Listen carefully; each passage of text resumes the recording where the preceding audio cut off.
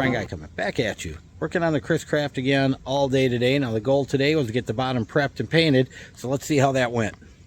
As we can see from all installed boards, I'm not going to worry about the front ones till tomorrow. We've got them all filled and sealed with either the Formula 27 fairing compound or the fast cure 5200, which cures overnight. I've got all the bolt holes on the side and underneath, filled, sanded, ready to go. Now it's time to get the paint out. And boom, we got the bottom painted.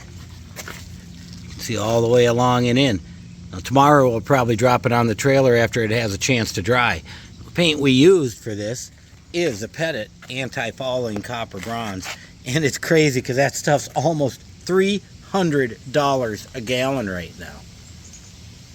And it takes about a gallon to do the entire boat bottom.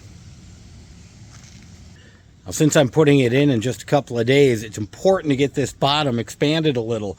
Get some water into it, some moisture, so that when you dump it in the lake, it ain't just gonna sink.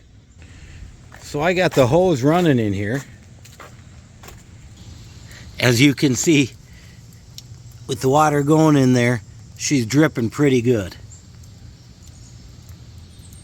Now normally I like to give her a week, maybe two, with some just slow dripping in it, let that bottom slowly expand, especially because it's been sitting here a couple of years drying out. But I don't have that choice. Today is Tuesday, the boat's going in on Friday, so I got to expand her as fast as I can. Tomorrow, we're going to finish up that water line and everything above the water line and get that ready to go in the lake. And then after that, we just got to get the engines prepped and ready. Turbine Guy, signing off.